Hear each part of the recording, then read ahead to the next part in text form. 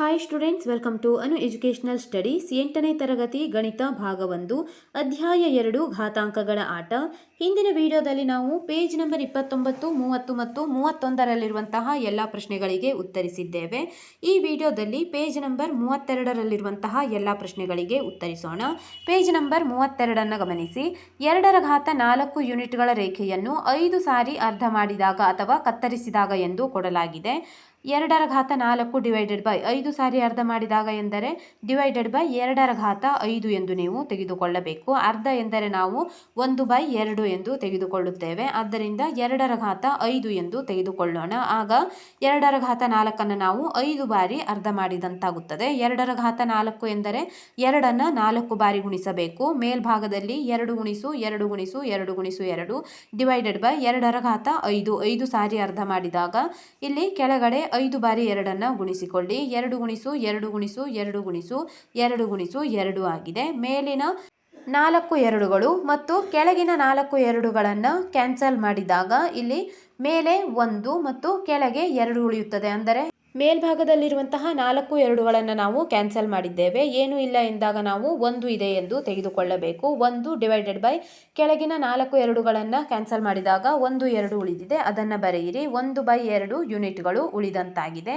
ಸಾಮಾನ್ಯೀಕೃತ ರೂಪವನ್ನು ಬಳಸಿದಾಗಲೂ ಕೂಡ ನೀವು ನೋಡಬಹುದು. 2⁴ ಡಿವೈಡೆಡ್ ಬೈ 2⁴ ಎಂದರೆ ನಾವು 4 - 5 ಎಂದು ತೆಗೆದುಕೊಳ್ಳಬೇಕಾಗುತ್ತದೆ. 4 - 5 ಎಂದು ಮಾಡಿದಾಗ 5ರಲ್ಲಿ 4ಅನ್ನು ಕಳೆದಾಗ 1 ಬಂದಿದೆ. ದೊಡ್ಡ ಸಂಖ್ಯೆ ಚಿಹ್ನೆ ಮೈನಸ್. 2⁴ -1. ಆದುದರಿಂದ 2⁴ -1 ಎಂದರೆ 1/2 ಎಂದು ಅರ್ಥವಾಗಿದೆ. ಇದನ್ನೇ ಇಲ್ಲಿ ಮೇಲ್ಭಾಗದ ಉತ್ತರ ಮತ್ತು ಕೆಳಭಾಗದ ಉತ್ತರವನ್ನು ಈಕ್ವಲ್ಸ್ ಟು ಚಿಹ್ನೆಯಲ್ಲಿ ಇಟ್ಟಿದ್ದಾರೆ. ಕೆಳಭಾಗದ ಉತ್ತರ 2⁴ -1, ಮೇಲ್ಭಾಗದ ಉತ್ತರ 1/2 ಬಂದಿದೆ. ಆದ್ದರಿಂದ 2⁴ -1 ಎಂದರೆ 1/2 ಎಂದು ನಾವು ಅರ್ಥ ಮಾಡಿಕೊಳ್ಳಬಹುದು. ಆದ್ದರಿಂದ 2⁴ ಯೂನಿಟ್ಗಳ ರೇಖೆಯನ್ನು 10 ಸಾರಿ ಅರ್ಧ ಮಾಡಿದಾಗ 10 ಬಾರಿ ನಾವು ಈಗ ಅರ್ಧ ಮಾಡೋಣ. 2⁴ ಡಿವೈಡೆಡ್ ಬೈ 2⁴ 10. ಮೇಲ್ಭಾಗದಲ್ಲಿ 2⁴ ಇರುವುದರಿಂದ 4 ಬಾರಿ 2ಅನ್ನು ಗುಣಿಸಿ ಭಾಗಿಸು ಹಾಕಿ. ಕೆಳಗಡೆಯಲ್ಲಿ 2ಅನ್ನು 10 ಬಾರಿ ಗುಣಿಸಿ. ಈಗ ಮೇಲ್ಭಾಗದಲ್ಲಿರುವ 4 2ಗಳು ಮತ್ತು ಕೆಳಭಾಗದಲ್ಲಿರುವ 4 2ಗಳನ್ನು ಕ್ಯಾನ್ಸಲ್ ಮಾಡಿ. ಮೇಲ್ಭಾಗದಲ್ಲಿ 1 ಉಳಿಯುತ್ತದೆ ಮತ್ತು ಕೆಳಗಡೆಯಲ್ಲಿ 6 2ಗಳನ್ನು ನೀವು ಪಡೆಯುತ್ತೀರಿ. 2⁴ 6 ಆಗಿದೆ. ಈಕ್ವಲ್ಸ್ ಟು 1 ಡಿವೈಡೆಡ್ ಬೈ 2⁴ ಎಂದರೆ 2ಅನ್ನು 6 ಬಾರಿ ಗುಣಿಸಿದಾಗ 64 ಬರುತ್ತದೆ. ಆದ್ದರಿಂದ ನಾವು ಇದನ್ನು 1 ಡಿವೈಡೆಡ್ ಬೈ 2⁴ ಎಂದು ಕೂಡ ಬರೆಯಬಹುದು ಎಂದು ಅರ್ಥವಾಗಿದೆ. ಅದೇ ರೀತಿ 10⁻³ -3 ಬರೆದಾಗ ನಾವು 1 ಡಿವೈಡೆಡ್ ಬೈ 10⁻³ ಅಂದರೆ ಈ ರೀತಿಯ ಸಂಖ್ಯೆಗಳನ್ನು ಮೇಲ್ಭಾಗದಲ್ಲಿ ಋಣಾತ್ಮಕ ಸಂಖ್ಯೆಗಳನ್ನು ಹೊಂದಿರುವಾಗ ನಾವು ಅದನ್ನು 1 ಡಿವೈಡೆಡ್ ಬೈ ಕೆಳಗಡೆಯಲ್ಲಿ ಅದೇ ಸಂಖ್ಯೆಯನ್ನು ಬರೆದು ಋಣಾತ್ಮಕ ಚಿಹ್ನೆಯನ್ನು ಹೋಗಲಾಡಿಸಿ ಬರೆಯಬೇಕಾಗುತ್ತದೆ. ಅದನ್ನೇ ಇಲ್ಲಿ ಉದಾಹರಣೆಗಳೊಂದಿಗೆ ವಿವರಿಸಿ ತೋರಿಸಿದ್ದಾರೆ. ನೀವು ಇಲ್ಲೂ ಕೂಡ ಒಂದು ಸೂತ್ರವನ್ನು ಗಮನಿಸಬಹುದು. ಕೆಳಗಡೆ ನೋಡಿ, ಇಲ್ಲಿ ಎಲ್ಲ ಉದಾಹರಣೆಗಳ ನಂತರ ಸಾಮಾನ್ಯೀಕೃತ ರೂಪದಲ್ಲಿ n⁻⁻a equals to 1 divided by n⁻a ಅಂದರೆ ಇಲ್ಲಿ ನಾವು ವ್ಯುತ್ಕ್ರಮ ಮಾಡಬೇಕಾಗುತ್ತದೆ. n⁻⁻a ಇರುವುದನ್ನು n ಡಿವೈಡೆಡ್ ಬೈ n⁻a ಇಲ್ಲಿ ನಾವು 1ರ ಕೆಳಭಾಗದಲ್ಲಿ n⁻a ಎಂದು ತೆಗೆದುಕೊಂಡಾಗ ಮೈನಸ್ ಚಿಹ್ನೆಯನ್ನು ಹೋಗಲಾಡಿಸಿ ಇಲ್ಲಿ +a ಎಂದೇ ತೆಗೆದುಕೊಳ್ಳಬೇಕು. ಇದು ಒಂದು ಇಲ್ಲಿ ನಾವು ಸೂತ್ರ ಎಂದು ಪರಿಗಣಿಸಬೇಕಾಗುತ್ತದೆ. n⁻⁻a ಎಂದಾಗ 1 ಡಿವೈಡೆಡ್ ಬೈ n⁻a. ಅದೇ ರೀತಿಯಾಗಿ n⁻a ಎಂದಾಗ ನಾವು 1 ಡಿವೈಡೆಡ್ ಬೈ n⁻⁻a ಇಲ್ಲಿ ಪ್ಲಸ್ ಮತ್ತು ಮೈನಸ್ಗಳು ವ್ಯುತ್ಕ್ರಮವಾಗಿ ಬರುತ್ತವೆ. -a ಇದ್ದಾಗ 1 ಡಿವೈಡೆಡ್ ಬೈ n⁻a ಬರುತ್ತದೆ. ಅದೇ n⁻a ಇದ್ದಾಗ 1 ಡಿವೈಡೆಡ್ ಬೈ n⁻−a ಬಂದಿದೆ. ಇಲ್ಲಿ n≠0 ಎಂದು ಕೊಟ್ಟಿದ್ದಾರೆ. ಇಲ್ಲಿ ಕೆಳಗೆ ತಿಳಿದಿರುವಂತಹ ಸಾಮಾನ್ಯ ರೂಪಗಳನ್ನು ಬರೆದು ತೋರಿಸಿದ್ದಾರೆ. 3 ಸೂತ್ರಗಳು: n⁻a ಗುಣಿಸು n⁻b equals to n⁻a plus b, n⁻a whole ಘಾತ b ಈಕ್ವಲ್ಸ್ ಟು ಅಥವಾ n⁻b ಹೋಲ್ ಘಾತ a equals to n⁻a minus b ಆಗಿದೆ. ಇಲ್ಲಿ ನಾವು ಮೊದಲೇ ಈ ಎಲ್ಲ ಸೂತ್ರಗಳನ್ನು ಹಿಂದಿನ ಪೇಜ್ಗಳಲ್ಲಿ ಕಲಿತಿದ್ದೇವೆ. ಪ್ರಶ್ನೆ ನೋಡಿ, a ಮತ್ತು bಗಳು ಎಣಿಕೆ ಸಂಖ್ಯೆಗಳೇ ಆಗಿರಬೇಕು. a ಮತ್ತು bಗಳು ಯಾವುದೇ ಪೂರ್ಣಾಂಕಗಳಾಗಬಾರದೆ.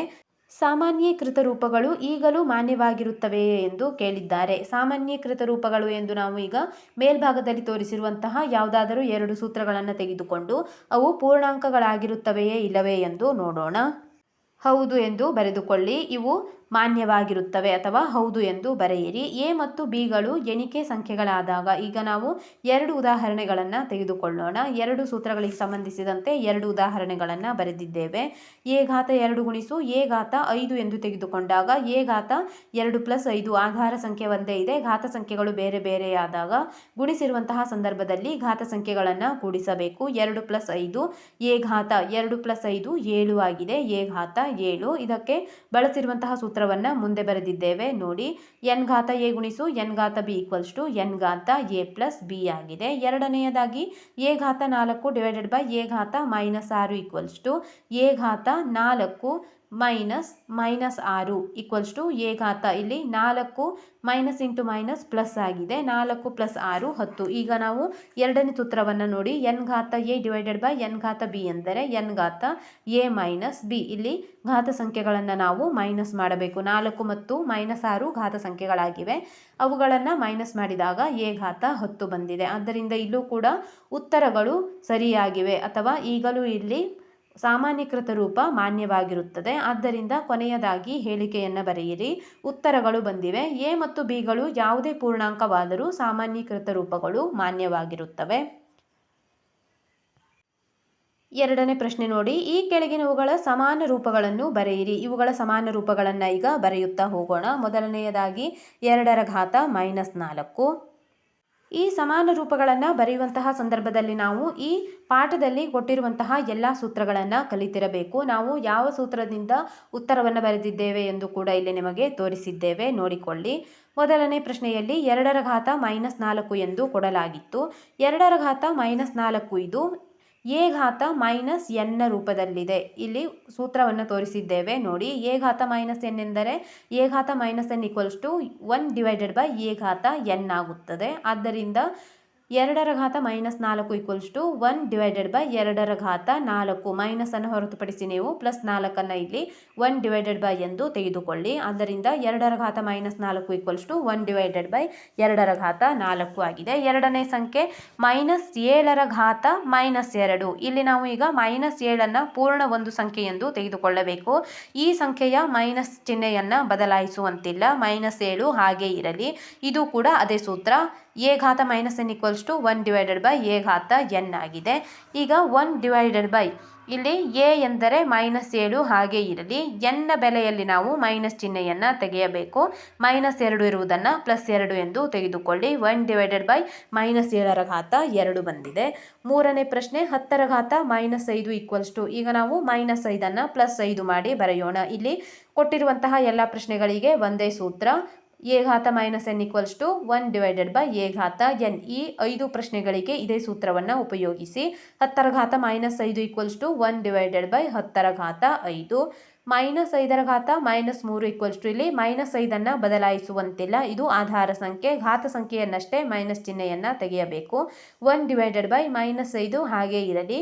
ಘಾತ ಸಂಖ್ಯೆಯನ್ನು ಧನಾತ್ಮಕ ಮಾಡಿ -3 ಇರುವುದು +3 ಆಗಿದೆ. 10 ಘಾತ -100 = 1 / 10 ಘಾತ ಇಲ್ಲಿ ಮೈನಸ್ ಚಿಹ್ನೆಯನ್ನು ತೆಗೆದು 10 ಘಾತ 100 ಎಂದು ಬರೆದುಕೊಳ್ಳಿ. ಮುಂದಿನ ಪ್ರಶ್ನೆ ನೋಡೋಣ.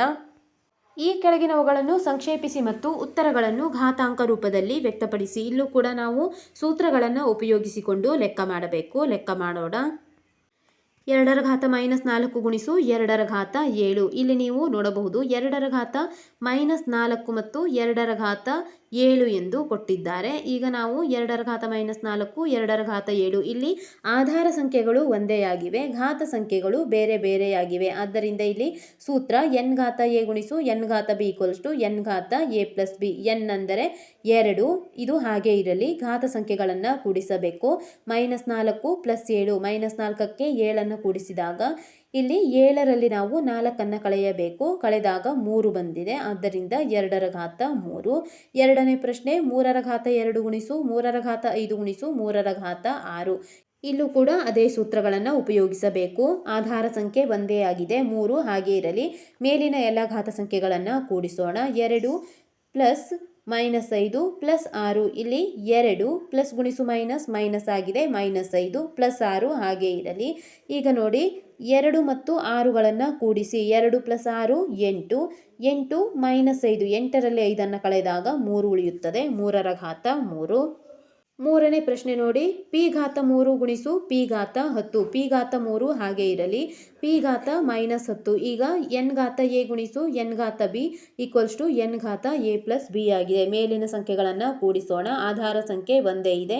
ಪಿ ಹಾಗೆ ಇರಲಿ. 3 ಪ್ಲಸ್ -10. ಈಗ ಪ್ಲಸ್ ಗುಣಿಸು ಮೈನಸ್ ಮೈನಸ್ ಆಗುತ್ತದೆ. 3 -10 ಆಗಿದೆ. 10ರಲ್ಲಿ 3 ಕಳೆದಾಗ 7. ದೊಡ್ಡ ಸಂಖ್ಯೆ ಚಿಹ್ನೆ ಅಂದರೆ 10ರ ಚಿಹ್ನೆ ಮೈನಸ್ ಇದೆ, ಅದೇ ಚಿಹ್ನೆಯನ್ನು ನಾವು ಇರಿಸಬೇಕು. -7. ಪಿ ಘಾತ -7 ಎಂದರೆ ಇಲ್ಲೂ ಕೂಡ ನಾವು ಈಗ ಸೂತ್ರವನ್ನು ಉಪಯೋಗಿಸೋಣ. ಎ ಘಾತ -n, ಇಲ್ಲೂ ಕೂಡ ಪಿ ಘಾತ -7 ಇದೆ. ಆಗ ನಾವು 1/a ಘಾತ n ಅಂದರೆ ಮೈನಸ್ ಚಿಹ್ನೆಯನ್ನು ಹೊರತುಪಡಿಸಿ 1/by ರೂಪದಲ್ಲಿ ಬರೆಯಬೇಕು. 1/p ಘಾತ 7 ಆಗಿದೆ. ನಾಲ್ಕನೇ ಪ್ರಶ್ನೆ, 2ರ ಘಾತ 4 ಗುಣಿಸು -4ರ ಘಾತ -2. ಈಗ ಇಲ್ಲಿ ಉತ್ತರ ಬರೆಯೋಣ. 2ರ ಘಾತ 4 ಹಾಗೆ ಇರಲಿ. -4ರ ಘಾತ -2 ಇದೆ. ಈಗ ಸೂತ್ರ ಎ ಘಾತ -n ಈಕ್ವಲ್ಸ್ ಟು 1/a ಘಾತ n ಆಗಿದೆ. ಈಗ -4 ಹಾಗೆ ಇರಲಿ. ಪ್ಲಸ್ 2 ನಾವು ಅಂದರೆ -2 ಪ್ಲಸ್ 2 ಆಗಿ ಬದಲಾಯಿಸಬೇಕು. 1/-4ರ ಘಾತ 2.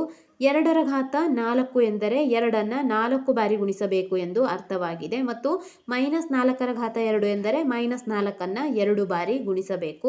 ಈಗ 2ನ್ನು 4 ಬಾರಿ ಗುಣಿಸಿ. 2 ಗುಣಿಸು 2 ಗುಣಿಸು 2 ಗುಣಿಸು 2. -4ನ್ನು ಡಿವೈಡೆಡ್ ಬೈ ರೂಪದಲ್ಲಿ ಇದು ಕೆಳಭಾಗದಲ್ಲಿಯೇ ಇದೆ, ಇದನ್ನು 2 ಬಾರಿ ಗುಣಿಸಿರಿ. -4 ಗುಣಿಸು -4. ಈಗ ಮೇಲ್ಭಾಗ ಮತ್ತು ಕೆಳಭಾಗವನ್ನು ಛೇದ ಹೊಡೆದಾಗ 2 1 2, 2 2 4, 2 1 2, 2 2 4. ಇಲ್ಲಿ ಮೇಲ್ಭಾಗದಲ್ಲಿ 2 ಗುಣಿಸು 2, 2 2 4 ಬಂದಿದೆ. ಕೆಳಭಾಗದಲ್ಲಿ ನೋಡಿ, ಛೇದ ಹೋಗಿ 2 ಮತ್ತು 2 ಉಳಿದಿದೆ. 2 2 4, ಮೈನಸ್ ಗುಣಿಸು ಮೈನಸ್ ಕೂಡ ಪ್ಲಸ್ ಆಗಿದೆ. 4/4 ಬಂದಿದೆ. 4 ಮತ್ತು 4 2 ಛೇದ ಹೋದಾಗ ಇಲ್ಲಿ 1 ಉಳಿಯುತ್ತದೆ. ಆದ್ದರಿಂದ ಉತ್ತರ 1 ಎಂದು ಬರೆದುಕೊಳ್ಳಿ. ಐದನೇ ಪ್ರಶ್ನೆ, 8ರ ಘಾತ ಪಿ ಗುಣಿಸು 8ರ ಘಾತ ಕ್ಯೂ. ಇಲ್ಲೂ ಕೂಡ ನಾವು ಎನ್ನ ಘಾತ ಎ ಗುಣಿಸು ಎನ್ನ ಘಾತ ಬಿ ಈಕ್ವಲ್ಸ್ ಟು ಎನ್ ಘಾತ ಎ ಪ್ಲಸ್ ಬಿ. ಇಲ್ಲಿ ಮೇಲ್ಭಾಗದಲ್ಲಿರುವಂತಹ ಘಾತ ಸಂಖ್ಯೆಗಳನ್ನು ಕೂಡಿಸಬೇಕು. 8 ಆಧಾರ ಸಂಖ್ಯೆ ಹಾಗೆ ಇರಲಿ. ಪಿ ಪ್ಲಸ್ ಕ್ಯೂ, 8ರ ಘಾತ ಪಿ ಪ್ಲಸ್ ಕ್ಯೂ ಎಂದು ಬರೆದುಕೊಳ್ಳಿ. ಈ ವಿಡಿಯೋದಲ್ಲಿ ನಾವು ಪೇಜ್ ನಂಬರ್ 32ರಲ್ಲಿರುವಂತಹ ಎಲ್ಲ ಪ್ರಶ್ನೆಗಳಿಗೆ ಉತ್ತರಿಸಿದ್ದೇವೆ. ಮುಂದಿನ ವಿಡಿಯೋದಲ್ಲಿ ಪೇಜ್ ನಂಬರ್ 33ರಲ್ಲಿರುವಂತಹ ಎಲ್ಲ ಪ್ರಶ್ನೆಗಳಿಗೆ ಉತ್ತರಿಸೋಣ. ನಮ್ಮ ಅನು ಎಜುಕೇಷನಲ್ ಸ್ಟಡೀಸ್ನಲ್ಲಿ 8ನೇ ತರಗತಿ ಗಣಿತ ಭಾಗ 1ರ ಎಲ್ಲ ಪಾಠಗಳ ಅಭ್ಯಾಸದ ಪ್ರಶ್ನೋತ್ತರಗಳನ್ನು ಬಿಡಿಸಲಾಗುವುದು. ನೀವು ಎಲ್ಲ ಪಾಠಗಳ ಅಭ್ಯಾಸದ ಪ್ರಶ್ನೋತ್ತರಗಳಿಗಾಗಿ ನಮ್ಮ ಚಾನಲ್ನ ಪ್ಲೇಲಿಸ್ಟ್ 8ನೇ ತರಗತಿ ಗಣಿತ ಭಾಗ 1 ಅಭ್ಯಾಸ ಪ್ರಶ್ನೋತ್ತರಗಳು ಇದನ್ನು ಗಮನಿಸಬಹುದಾಗಿದೆ.